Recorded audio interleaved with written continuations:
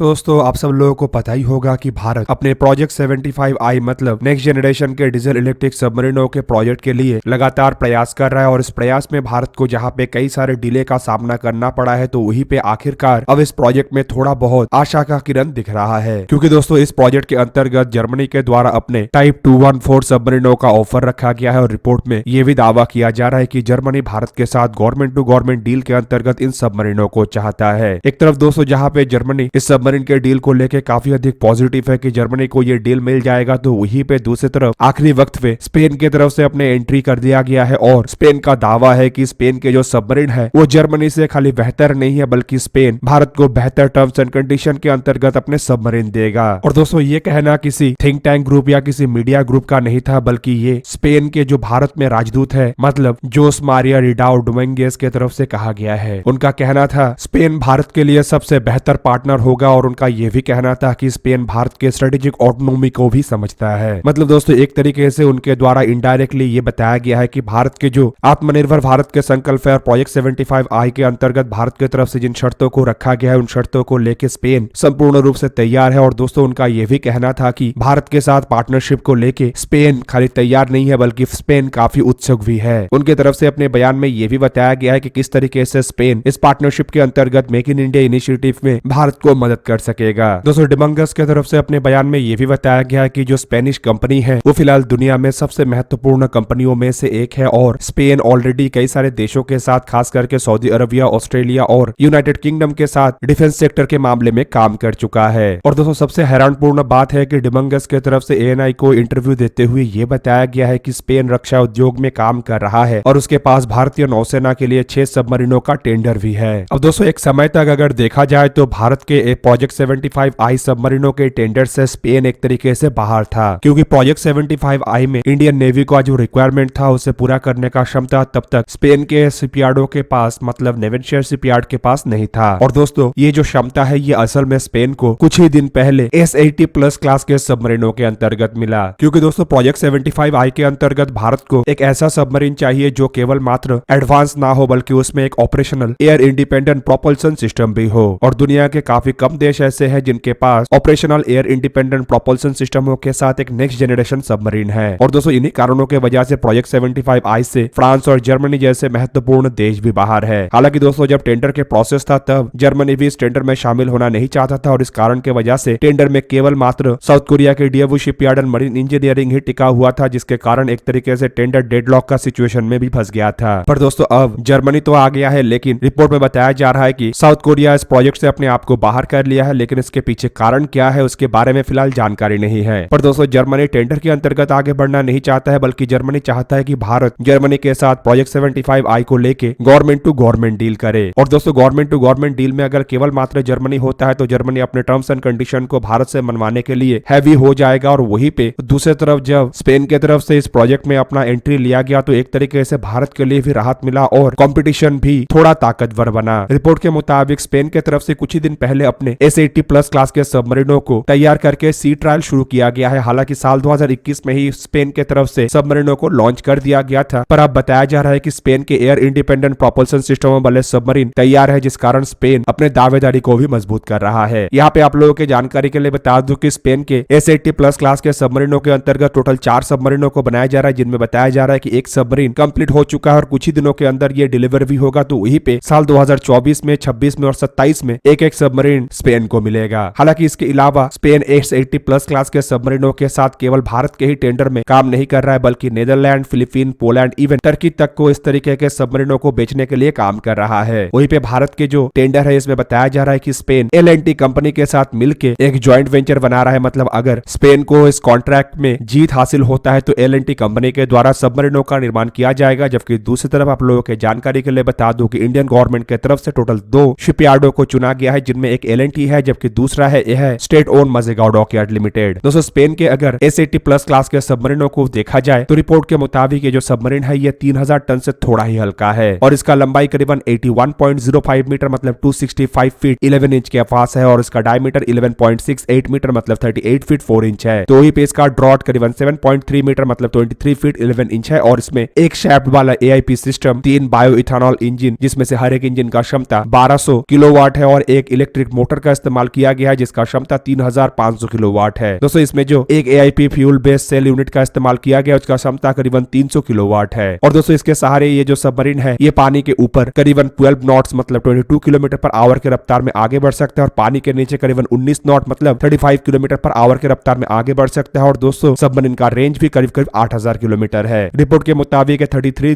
Days से लेके 55 days तक बिना किसी सप्लाई के समुद्र के अंदर ऑपरेशंस को अंजाम दे सकता है, और करीबन 460 मीटर के गहराई तक आसानी से जा सकता है। वहीं पे दोस्तों इस तरीके के सबमरीनों को ऑपरेट करने के लिए करीब करीब 32 क्रू मेंबर का जरूरत होता है, लेकिन ये एडिशनल 8 और ट्रूप्स को भी कैरी करने का क्षमता रखता है। दोस्तों जहाज में हथियार के रूप में 6 533 मिलीमीटर के टॉर्पेडो ट्यूब है, जिसके द्वारा DM-2F4 टॉर्पेडो और हार्पून मिसाइल जैसे मिसाइलों को दागा जा सकता है। और आप लोगों के जानकारी के लिए बता दूं कि इसके जो AIP सिस्टम है, इसके सहारे ये सबमरीन 4 हफ्ते तक पानी के नीचे आसानी से रह सकता है। कुल मिला के दोस्तों स्पेन की तरफ से बताया जा रहा है कि स्पेन का जो सबमरीन है वो जर्मनी के सबमरीन से भी बेहतर है, और इसलिए भारत के सामने अब एक नहीं बल्कि 2 ऑप्शन है। दोस्तों एक तरफ जहां पे इंडियन नेवी अब अपने सबमरीनों को लेकर काफी तेज रफ्तार में काम कर रहा है, तो वहीं पे दूसरी तरफ इंडियन एयरफोर्स के लिए सेंटर फॉर एयरबोर्न सिस्टम एक एडवांस I-STAR कैपेबिलिटी वाले एयरक्राफ्टों के ऊपर भी काम कर रहा है। बेसिकली दोस्तों सेंटर फॉर एयरबोर्न सिस्टम के डायरेक्टर डॉक्टर के राजालक्ष्मी मेनन की तरफ से हाल ही में ये जानकारी दिया गया है कि किस तरीके से इंडियन एयरफोर्स के इंटेलिजेंट कैपेबिलिटी को मजबूत करने के लिए सेंटर फॉर एयरबोर्न सिस्टम्स की तरफ से एक state of the art intelligence surveillance target acquisition and recognition मतलब I-STAR सिस्टम के ऊपर काम किया जा रहा है। उनके तरफ से ये भी जानकारी दिया गया है कि कैसे I-STAR एयरक्राफ्ट आने वाले समय में जो मॉडर्न वॉरफेयर है उसमें मदद कर सकेगा। बेसिकली दोस्तों देखा जाए तो I-STAR जैसे एयरक्राफ्टों को डेवलप करना इतना आसान नहीं है, क्योंकि इस तरीके के एयरक्राफ्टों को जो डेवलप किया जाता है उसके लिए सबसे पहले एयरक्राफ्टों के सर्वेलेंस टारगेट एक्विजिशन रिकॉग्निशन जैसे कामों के लिए अलग अलग टाइप के सेंसर्स और कंपोनेंटों का डेवलपमेंट करना पड़ता है, और यही पे ही सेंटर ऑफ एयरबोर्न सिस्टम्स की तरफ से काम किया जा रहा है। Basically centre for airborne system in सभी तरीके के अलग अलग सिस्टमों को डेवलप करके एकत्रित करके इंडियन एयरफोर्स की आवश्यकताओं को पूरा करना चाहता है। और दोस्तों ऐसे जो एयरक्राफ्ट होता है वो बेसिकली लड़ाई के दरमियान जमीन में दुश्मन के जो एक्टिविटी है उसके क्रिटिकल जानकारी को दे सकता है, और एक तरीके से आप कह सकते हैं कि ये रियल टाइम इंफॉर्मेशन प्रोवाइड करता है, जिससे कि जमीनी ट्रूप्स को काफी अधिक मदद मिल सकता है। और आप लोगों को पता ही होगा कि लड़ाई में जीत उसी का ही होता है जिसके पास इंफॉर्मेशन सबसे अधिक हो। दोस्तों दुनिया के कई सारे ऐसे देश है जो I-STAR जैसे एयरक्राफ्टों का इस्तेमाल कर रहा है, जिनमें यूरोप के देश और अमेरिका शामिल है। और दोस्तों सेंटर फॉर एयरबोर्न सिस्टम्स के डायरेक्टर डॉक्टर मेनन के तरफ से अपने बयान में ये भी बताया गया है कि फिलहाल उनके संस्था मतलब सेंटर फॉर एयरबोर्न सिस्टम्स के तरफ से बॉम्बार्डियर ग्लोबल 6000 जैसे एयरक्राफ्टों को एज ए प्लेटफॉर्म के रूप में सोच विचार में रखा गया है, लेकिन अब तक कोई फाइनलाइजेशन नहीं हुआ है, मतलब इसमें बदलाव हो सकता है। दोस्तों ग्लोबल 6000 एयरक्राफ्टों को अगर देखा जाए, असल में ये जो एयरक्राफ्ट है ये 2 जेट इंजन वाले एक बिजनेस जेट है, जिसका इस्तेमाल कई सारे प्राइवेट कंपनियों के द्वारा किया जा रहा है। इवन कई सारे बिजनेस संस्था भी इन एयरक्राफ्टों का इस्तेमाल करता है। दोस्तों वैसे तो ये जो प्लेटफॉर्म है काफी बेहतरीन प्लेटफॉर्म है, जो कि 13 से लेकर 17 पैसेंजर्स तक कैरी कर सकता है, लेकिन इन एयरक्राफ्टों का इस्तेमाल यूनाइटेड किंगडम के तरफ से मिलिट्री में भी किया जा रहा है। और आप लोगों को जान के हैरानी होगा कि यूनाइटेड किंगडम के जो Raytheon sentinel R1 I-STAR aircraft है, असल में वो ये बॉम्बार्डियर ग्लोबल 6000 एयरक्राफ्टों के बेस पे ही बनाया गया है। पर दोस्तों इस तरीके के सिमिलर एयरक्राफ्ट दुनिया में बहुत सारे कंपनियों के द्वारा बनाया जाता है, जिनमें एयरबस कंपनी से शुरू करके बोइंग इवन एम्बेरियर जैसे कंपनी तक शामिल है। और ऊपर से आप लोगों की जानकारी के लिए बता दूं कि भारत अपने सारस प्रोजेक्ट के अंतर्गत भी इसी तरीके के एयरक्राफ्टों को बना रहा है, जो कि आने वाले समय में ऐसे I-STAR एयरक्राफ्टों के प्लेटफॉर्म भी बन सकता है। कुल मिला के दोस्तों आप लोगों को क्या लगता है कि भारत को जर्मनी के सबमरीनों के ऑफर के साथ साथ क्या स्पेन के सबमरीनों के ऑफर को भी कंसीडर करना चाहिए? कमेंट करके अपनी राय अवश्य दीजिए। दोस्तों आज के इस वीडियो को यहीं पे ही करते हैं समाप्त। किसी और एक दिन किसी और एक वीडियो में मिलेंगे, तब तक के लिए जय हिंद, वंदे मातरम।